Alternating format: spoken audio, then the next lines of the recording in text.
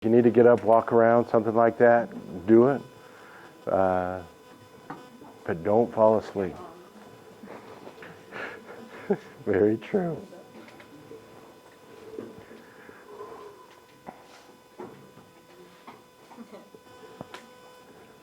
Okay.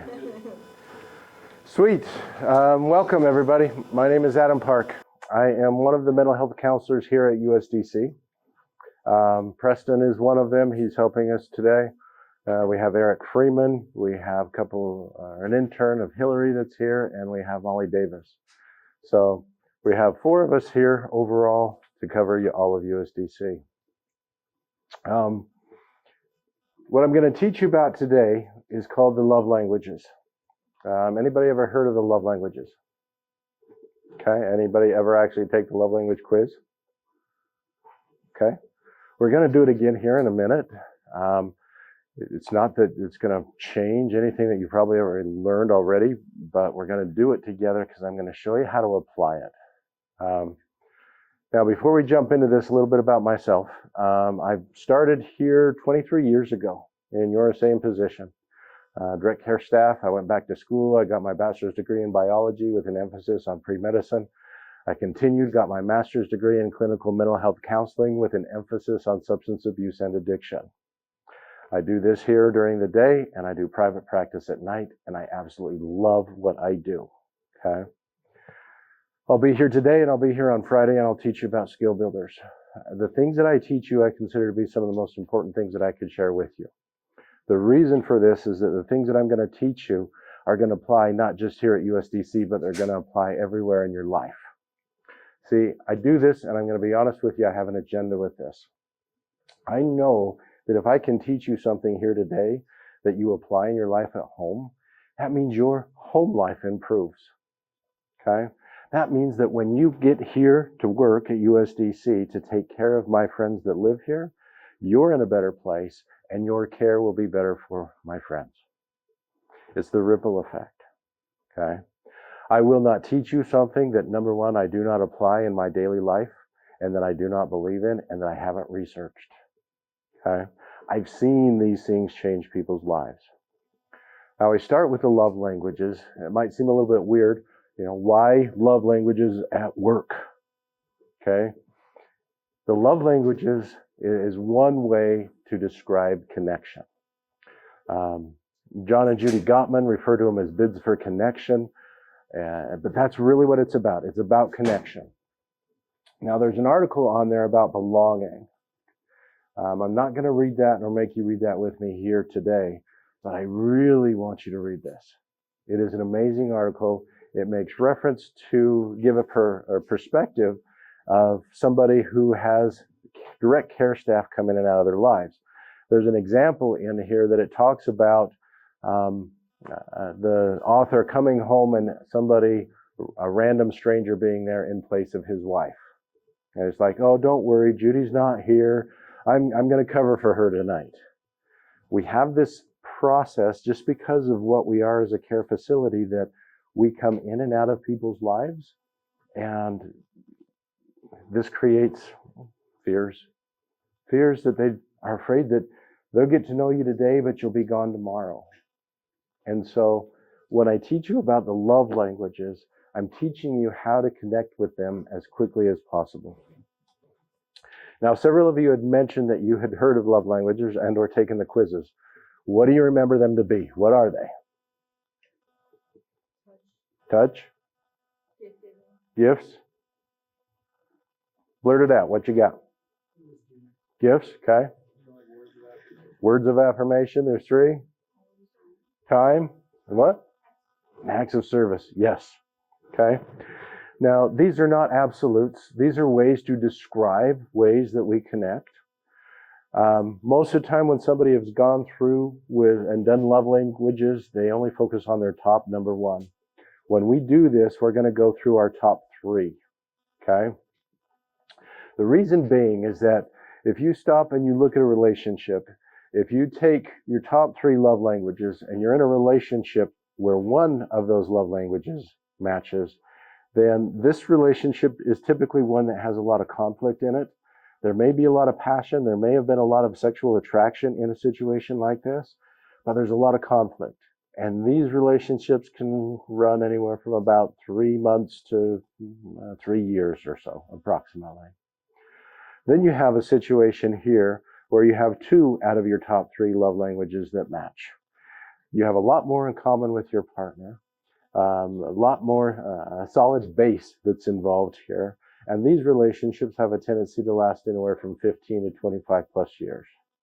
Okay. The third situation is once you get here and you have all 3 of these love languages that are matching. Okay. Now with this, once you hit this point, it doesn't matter if they flip-flop. Okay. Because you have enough in common that they flow. But this one right here, if all 3 of them flow, this is the unicorn of relationships. This is the one that you say, they never fight. They're always happy. What the hell? Okay. But this is the goal, and this is real, and it does exist. Now, there are some things within counseling that are going to be kept private. Love languages is not one of those things. I'm going to tell you to go out there, and once you figure out what you got, tell it to everybody that's important to you. My number 1 love language is touch. My number 2 love language is acts of service. My number 3 is quality time. One thing I didn't tell you yet is that I've been a massage therapist for 26 years. Long before I ever learned about love languages, love language of touch. Okay. I learned the body and then I learned the mind. As a counselor, this is an act of service and this is quality time. Okay. So what we're going to do first, so that we're all on the same page here, I want you to take your hand out. We're going to flip it back and we're going to take the quiz together. We got 30 questions here. Now, just so that we all end on at the same time, I'm going to read the questions. As you see them, you're going to look at them and you're going to see that each one of them has a choice. They're going to have a letter on the side, A, B, C, D, or E. There's no wrong answers to this. What I want you to do is go by your instinct. When we read this, the hardest part about this is you're going to say, wait a minute, I like them both. Well, you do have to choose one or the other. Okay? So, number 1, I like to receive notes of affirmation, or I like to be hugged.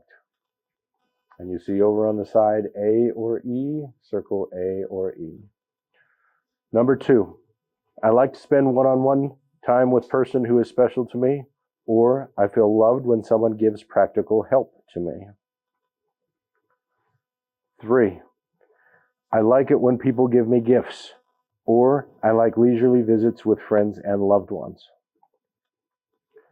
4, I feel loved when people do things to help me, or I feel loved when people touch me. Now, as a side note, when it talks about touch in these questions, this does not mean the stranger at Walmart. Okay? When it talks about this, this is your close, you're in your bubble, your close people, your spouse.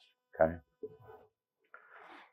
Number 5, I feel loved when someone I love or admire puts their arm around me, or I feel loved when I receive a gift from someone I love or admire. 6, I like to go places with friends and loved ones, or I like to high five or hold hands with people who are special to me. 7, visible symbols of love or gifts are very important to me. Or I feel loved when people affirm or compliment me. 8, I like to sit close to people whom I enjoy being around. Or I like for people to tell me I am beautiful or handsome. 9, I like to spend time with friends and loved ones. Or I like to receive little gifts from friends and loved ones. 10, words of acceptance are important to me, or I know someone loves me when they help me. 11, I like being together and doing things with friends and loved ones, or I like it when kind words are spoken to me.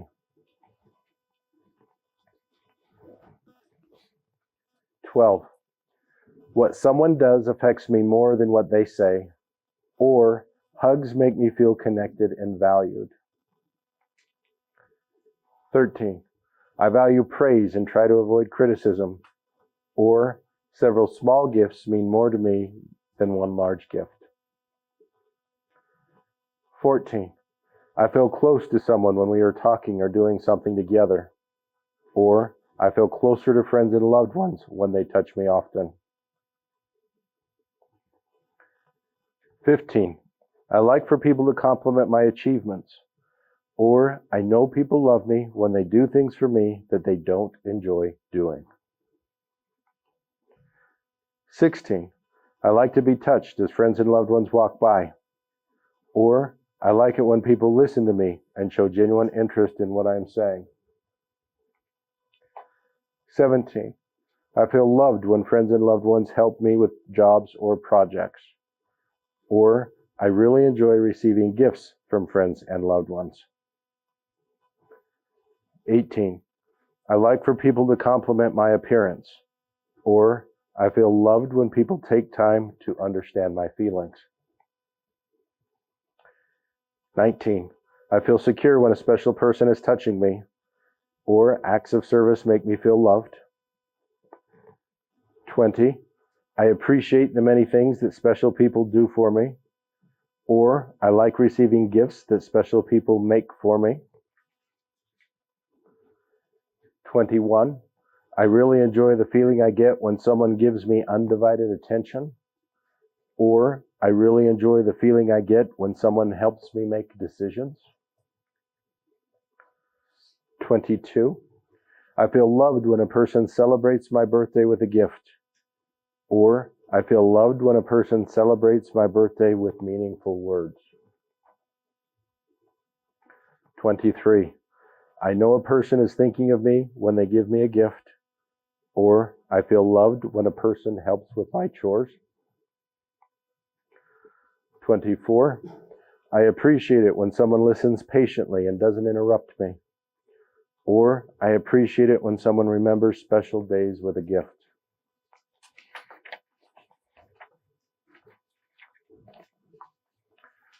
25. I like knowing loved ones are concerned enough to help with my daily tasks. Or I enjoy extended trips with someone who is special to me. 26. I enjoy kissing or being kissed by people with whom I am close. Or I enjoy receiving a gift given for no special reason. 27. I like to be told that I'm appreciated. Or I like for a person to look at me when we are talking. 28. Gifts from a friend or loved one are always special to me. Or I feel good when a friend or loved one touches me. 29. I feel loved when a person enthusiastically does some task I've requested. Or I feel loved when I am told how much I am needed. And 30. I need to be touched every day. Or I need words of encouragement daily. Okay. Now you're going to see it has totals here. A, B, C, D, and E. I want you to total them up. All your A's, all your B's, C's, D's, E's. And I want you to look at your top 3. And when you're done totaling these up here, we're going to have you share some of these things.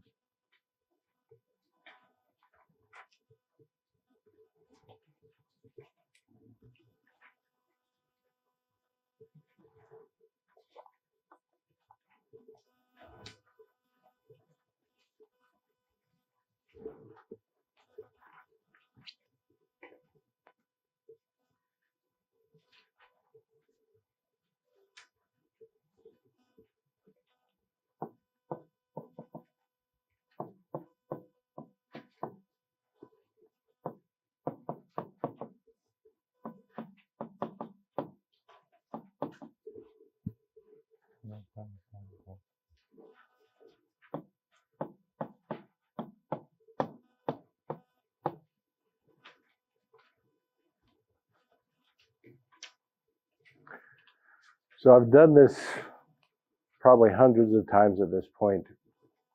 And as I go through this, I start to see trends and patterns of the ways that people express themselves that work here at USDC. It's not a coincidence that you did not get a job stocking shelves on the midnight shift in some retail store. Okay. So, who's willing to share? What are your number ones? Okay. What's your number one love language? Okay. Number two?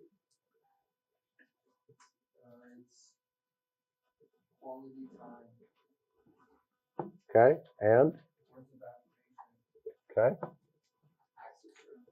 Was number four? Okay. Sophie? Words of affirmation, quality time, acts of service, physical touch, and receiving gifts. But three of them have the same. Okay. So you're balanced.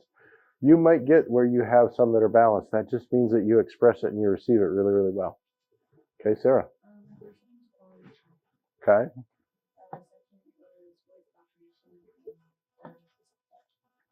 Okay. Dakota? First was physical touch. Second was words of affirmation. Third was quality time. Okay. Mel? My first one was quality time. Physical touch. And my third one was receiving. Okay. Now, as we go through this, gifts tends to be on the lower end of things, but gifts overlaps a lot with acts of service. Gifts is not about the items. Gifts means that somebody has taken the time to really think about you. So that's why it ends up being such a connection. Okay? Gunnar, what about you? Quality time. Acts of service and receiving gifts. Okay. Jenna? My house is quality time. And then I had three that were separate. Okay. Acts of service, physical touch, and words of affirmation.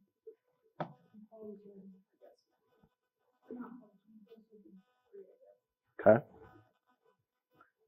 Okay. Your name is half erased. Kingston. Okay.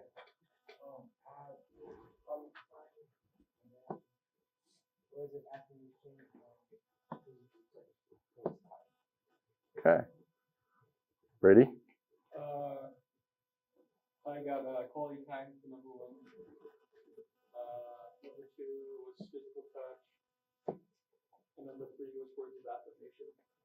Okay. Thomas?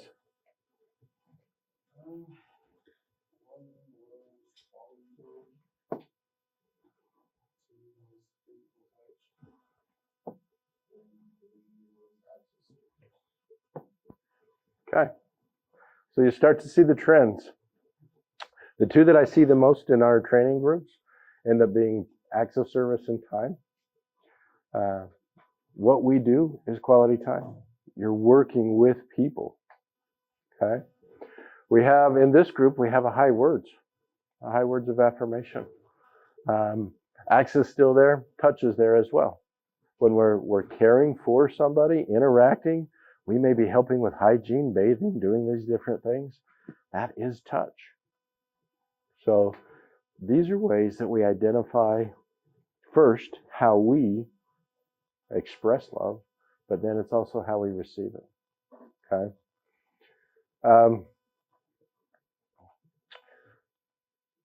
Let's go ahead. I wrote this so that I don't repeat myself. And I'll read the first paragraph here, but then I'm going to come down to you and have you go along and read it along so you don't get bored of hearing just my voice. And we're going to talk about each one of these as we go through. Okay? So, it's a common belief that there are very distinct ways that people give and receive love and affection. Gary Chapman, author and family and couples counselor, refers to these communication styles between people as the 5 love languages, and that's the reference to his book. These love languages are broken down as follows: words, acts, quality time, gifts, and touch. All right. Timothy, you willing to read that next paragraph for us? Yes. The individuals that live here at USDC are no different than those without disabilities. They need and want emotional connection just as much, if not more, than those without disabilities. As a caregiver here at USDC, you work in a position that requires you to directly care for other people. The purpose of this training is to teach you how to show your individuals that we care about them in a way that they can understand and recognize. For this reason, we have adapted the 5 love languages to apply to caregivers and residents of USDC. Ace, will you do the next one? Originally, the love language concept was designed to be applied between immediate partners, but the principle extended far beyond that. The love languages are about finding connection with other people in our lives. Each relationship can have a different type of love language, but each of us will have preferred ways of connecting with others. As we recognize this, we now understand that it is not attention seeking behavior, but rather connection seeking behavior that our individuals are showing when they act out. Okay, perfect. So key here that I want to emphasize, you've probably all heard the term attention-seeking behavior. Anytime that starts to come to your mind, I want you to think of connection-seeking. How do they need to connect? Okay. This next statement, it says, to be rooted or connected is perhaps the most important and least recognized need of the human soul. Most of the times, depression is centered around loneliness when we feel disconnected. So to treat that, we want to find connection. Okay? Love languages is a cheat sheet to understanding people. When you know yours, you know how to get your needs met. When you recognize somebody else's, you know how to connect with them. Okay? So read the next one. There are 2 distinct reasons we are teaching you this information. The first is to help you identify your own love languages or the ways that you find connections with others. Second, to help you recognize the love languages of those who you are caring for. This helps you to build trust and connection with those you care for. That connection is critical for our individuals to continue to grow. Now let's take a closer look at the different love languages and how they may be expressed within a care facility such as USDC. Okay, excellent. When couples come in and see me as a counselor, it is very rare that they don't love each other anymore. In fact, generally it is that they do still love each other, which is why they're fighting, but they're generally going on opposite sides when it comes to their love languages. When I first learned about love languages, when I was going back through school, it was something that I went home and I applied. I gave that same quiz to all my kids, and it changed the way that I interacted with the people around me. Right now, what we're doing, this is quality time, and this is an act of service, and this is words of affirmation. So we're going to start to try and help you identify when these things come into play. Okay? Sarah. Words of affirmation or verbal phrase is the most common love language expressed in many care facilities. It is one of the easiest ways to recognize someone's efforts and achievements. It is often used with our individuals as well as staff. For some, this verbal recognition means the world to help them and can help motivate them. Simple phrases such as "thank you so much for your help" mean so much to someone whose primary love language is words of affirmation. Thank you. Well, note. No, verbal insults or name calling cut much deeper than those with a primary love language of words of affirmation.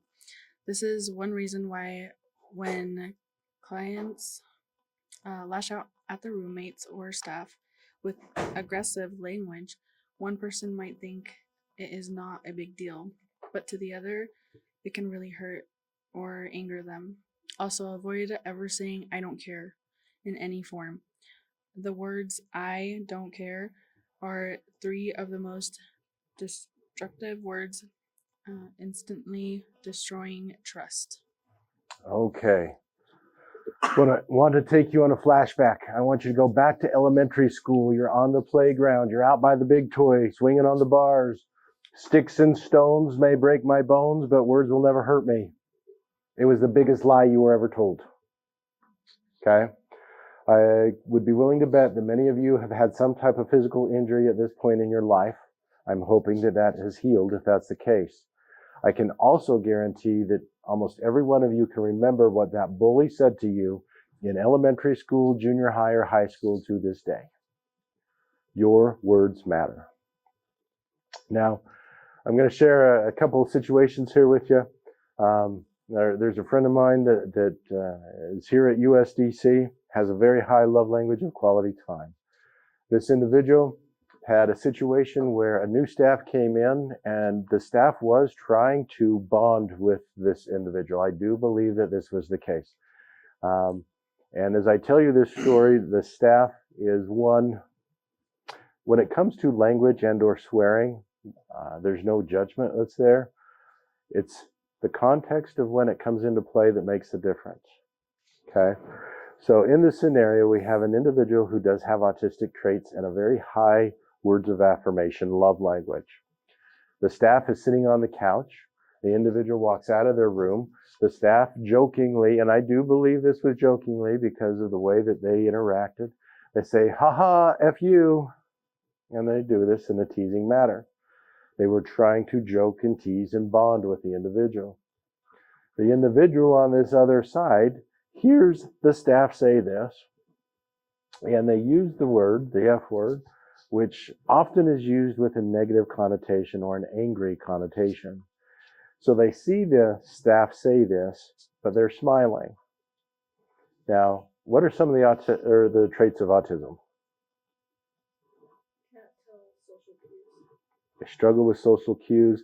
They often, depending on the person, they may struggle with sarcasm. Okay? So the staff, trying to tease and joke and bond with the individual and build a rapport, uses this word. The individual hears it, doesn't want to be embarrassed because they want to fit in. So they go, "Ha ha, F you too." And the staff thinks, "Oh, we're bonding." Well, this little ritual goes on for about a week. Staff's there, individual walks out of the room, "Ha ha, F you, ha ha, F you too." Well, then one day, individual steps out, staff does the same routine, "Ha ha, F you." Individual looks at him, bam, and clocks him upside the head. Okay? Your words matter. Another friend of mine that lived here, he was a big guy, about yay tall, and he's about yay wide. And he had this behavior that when he got mad, he was big enough, he would just plop down wherever he was, and he would scream at the top of his lungs. He would sound like a fire engine. Okay? Well, one day he started to have a problem. He started to go into this whine, and the staff says to him, "Hey, stop acting like a baby." Not the meanest thing that he could ever say. But this was a trigger word for the individual. And it took a situation that it was this level, and it took it to this level. And at that point, somebody got hurt. Your words matter. Again, there's no judgment. However you want to talk, you talk. What I'm going to tell you is never say anything directed at the individuals. It is a lot different when somebody uses and or puts names towards them. They're going to use names with you. And a key part of this, we notice that this group has a lot of words of affirmation people in it. What it means is that name calling often cuts deeper. Some people might not care about it, but if you're high words, especially if your words of affirmation was your number one or number two, just be aware that words are very important to you. It means promises. You think about this, if somebody breaks a promise to you and you're a high words of affirmation, their word doesn't mean anything to you. Okay? Follow through combines between this one and acts of service. But follow through, keep your promises when you have somebody who's a words of affirmation. Now, whether they had words of affirmation or not when they came to USDC, we have taught them to use it because it is so easy. Thank you so much. I really appreciate you. You're doing a great job. but they may not appreciate it if it's not their love language. We got to figure out what that is. Okay. Okay, Dakota, acts of service. Acts of service defines the very role of a caregiver. We are actively doing different tasks to help our individuals in their daily lives. We may help them with what seems like small tasks, such as trying one's shoes, helping to get dressed, or cooking meals. But to someone whose love language is acts of service, each one of these talks builds upon the other and creates their perception about whether or not they believe someone cares about them. They depend on us for almost everything in their lives, so we try to understand that if they perceive us as not willing to help them with some type of task, they may view this as rejection and feel we don't care about them. Okay. Back to Heidi. Quality time. Quality time is another way. Actually, do the note. Oh, the note? Yeah. Okay, so note. Small tasks often have equal, if not more, emotional value than big tasks. It is a simple task, daily tasks such as opening bathrooms, bedrooms, and laundry rooms, helping with hygiene, clothing, cooking, etc. That really shows those with these type of love languages that we care. Perfect. Thank you. Okay, acts of service. This is our job. This is what every one of us do. I'm going to be very blunt with you. There's somebody here that lives here that when you meet them, they are going to look at you and say, "You are my bitch." They are 100% correct. Accept it. We are. This is what we're here to do. Okay? We've been given these keys. This does not mean we're better than them. We are equals with the people that we take care of. Okay? When was the last time you had to ask to be let into your bedroom? Or to be let into the bathroom?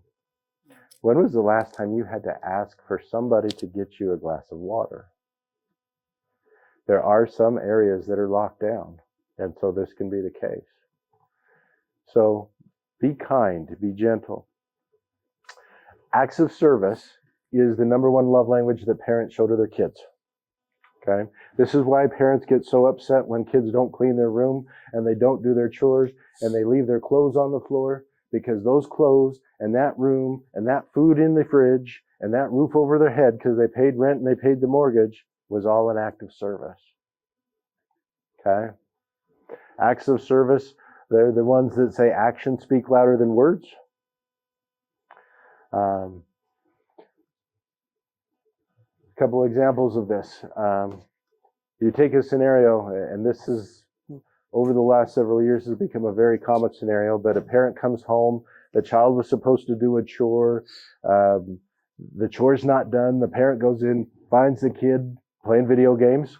So parent goes over there, "You didn't do the dishes," and they grab the cord and they unplug the video game. Kid has a meltdown. They just spent 4 hours on Call of Duty trying to get all the trophies and everything else, and they just lost everything. Right?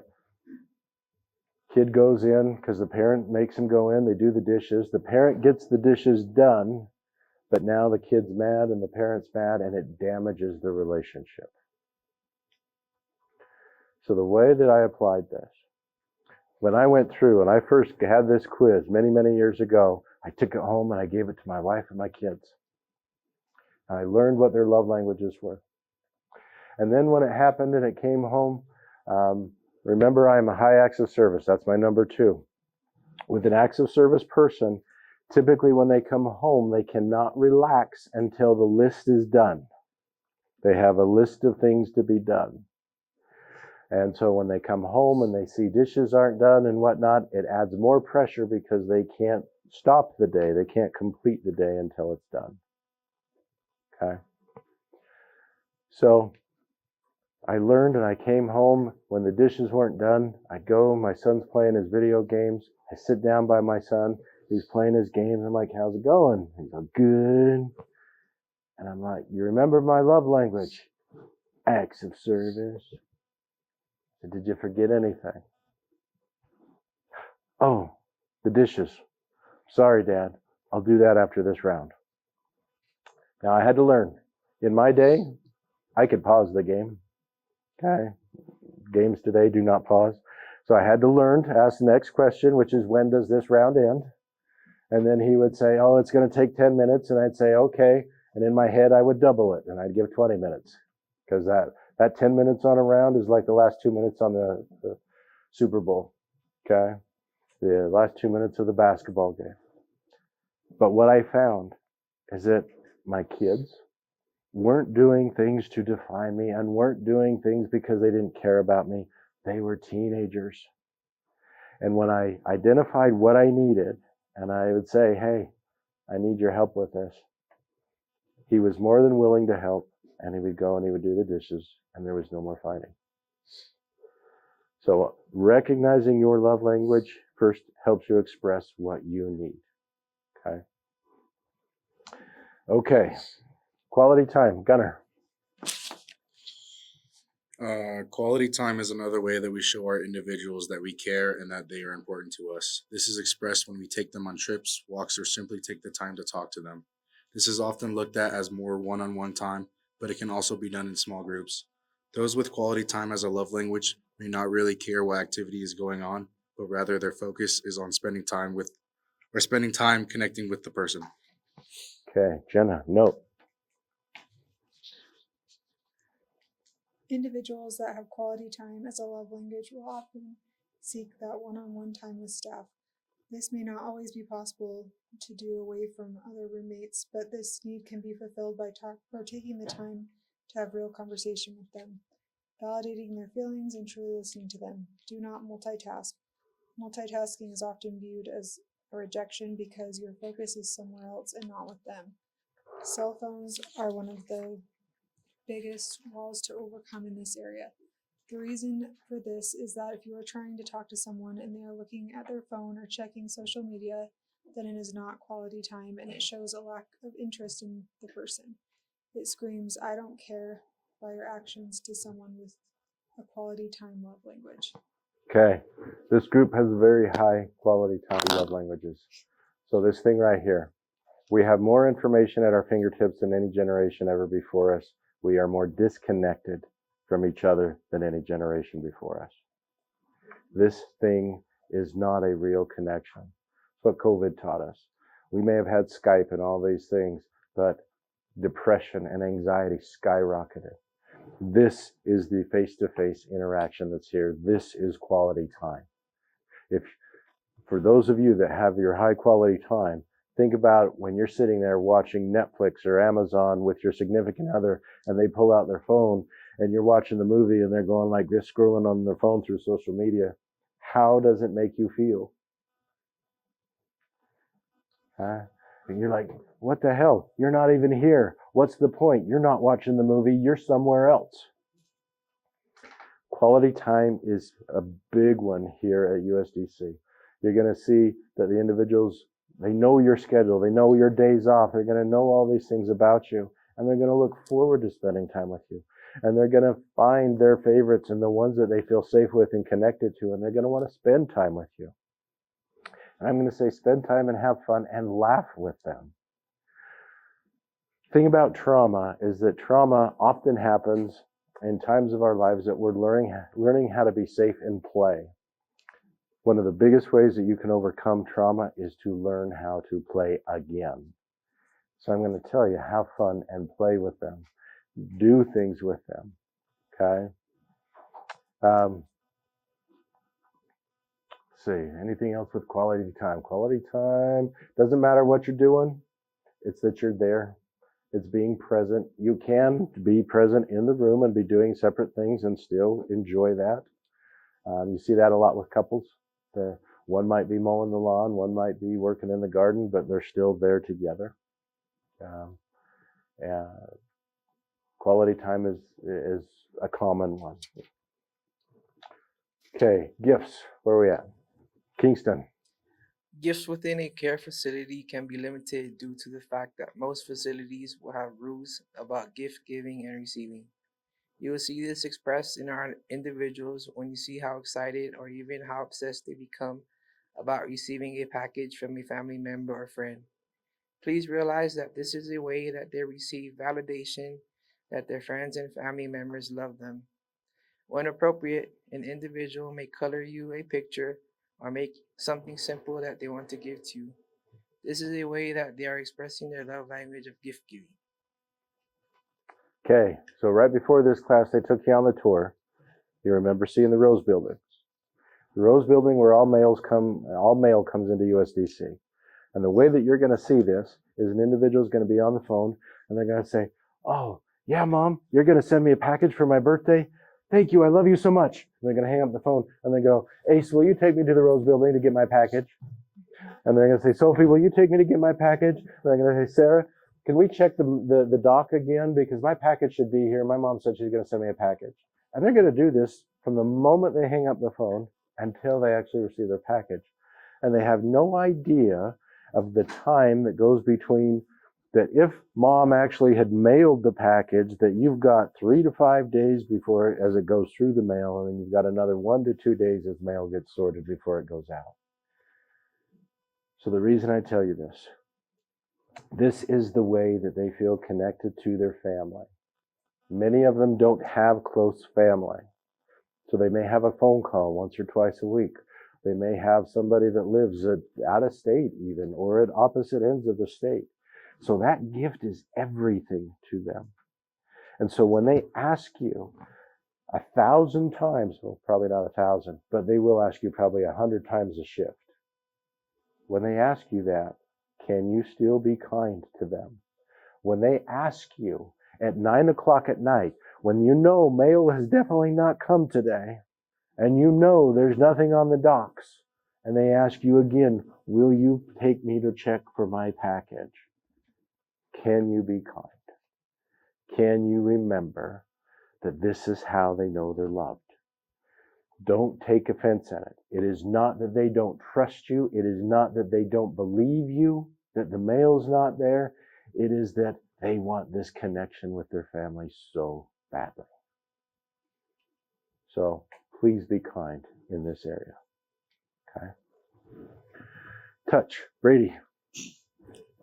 Touch as a love language can be difficult to express in a care facility. Touch can be expressed in a wide variety of ways, from very casual handshakes to intimate relationships and all levels in between. Intimate relationships are rarely available to those living in a care facility, but that does not take away a person's need for touch. The need for touch can be a very strong driving force. Some individuals may purposely act out and go into restraints simply because they have a need to fulfill this love language. When appropriate, side body hugs, high fives, knuckles, handshakes, etc. can help someone with a touch love language find the connections they are seeking. Some individuals will find safety in holding staff members' hand while they walk. Others may not respect roommates or staff's personal space. Many of our individuals need help learning appropriate ways to fulfill this need, but all human beings need some type of touch to feel connected to those around them. Okay. And then note. Note, when an individual is hypersexual, it is often perceived as negative because it crosses another person's boundaries. Also note that those that have been abused sexually or physically may not want to be touched at all, even when staff are assisting in daily hygiene routines. Okay. So the first thing I want you to know about touch is that touch is not sex. Okay. Sex is a way that we can express a love language of touch, but that is not what touch is about. Touch is about being close, is about intimacy. I mentioned to you that there was, this is the unicorn of relationships. Okay. I will share something very personal with you. Being a counselor does not mean that I am perfect in any way, shape, or form. My first marriage, so I've been married 3 times. My first marriage, I was married for 10 years. I had my 4 amazing kids with her, ended in divorce. My second marriage was the only woman that I dated after the first marriage, and I do believe was a rebound marriage. It wasn't healthy. We were together 6.5 years, and that one ended. At that point, I did a hell of a lot of self-reflection. Okay? I wanted to know what my role in this situation was, what I could change, where I needed to grow. And that's when I discovered the love languages. When I went through the dating process and I found my wife now, She is my absolute best friend, and I made sure that we matched in all of these areas. Okay? My number one love language is touch. So the way that you see this, you can tell somebody's a love language touch person because they're huggers. Okay? You know the people. You see them and they go up, oh, how you doing? They hold hands. They're the snugglers. Okay? The way that this is expressed with me and my wife, we walk into Walmart. We hold hands as we go into Walmart. We walk over to one side of Walmart and I smack her bum. And she knows that this means that I love her and I think she's beautiful and I'm proud to be with her. And we walk to the other side of Walmart and she smacks my bum. And that means that she loves me and she thinks I'm handsome and she wants to be with me. But when your love languages match, they flow. Okay? So, abuse, any type of physical abuse or sexual abuse can change the way somebody expresses a love language of touch. Okay? But it does not take away the need for touch. Up here, there are times and places that you might give high fives and things like that. Side hugs, I don't ever turn anybody down for hugs. I would much rather have an individual come up and ask for a hug appropriately than feel like they have to go into restraints and act out so that we physically have to restrain them to get this need met. We have to be professional about it, yes. We are their staff first, and then we are their friends. But we can't deny this need. We all have some type of need for this connection. Okay. Last paragraph. When we recognize our own love languages and the love languages of others, an amazing things happens. We begin to build a friendship, a bond with those who we care for. If we ever hear the feedback that you don't care about me, then it is directly related to the other person's love language. When we apply these skills in any of our relationships, it allows for a deeper connection and it creates an environment that allows others to be validated and to find a place that they feel they belong and invest into. Thank you. When I say it's a place that they belong, I do not mean that they belong at USDC because they have a disability. When I say that they belong, I mean that they belong as a human being, as a friend. Okay? You have an amazing opportunity. It's not an easy job to work with people. I have a saying that I say, are you tough enough to be kind? Your first 3 months are going to be your hardest ones as you get out there and you adjust and you learn. But if something amazing happens, that if you stick around and you make it past that 3-month mark, you truly begin to love the people that you care for. And you actually find that this job does more for you than you ever do for this job. That's why I've been here for 23 years. That's why I plan to be here another 20. Welcome to USDC. You made it through. None of you fell asleep either. Thank you. Okay, I'll turn you back over to Lucas. Hey guys,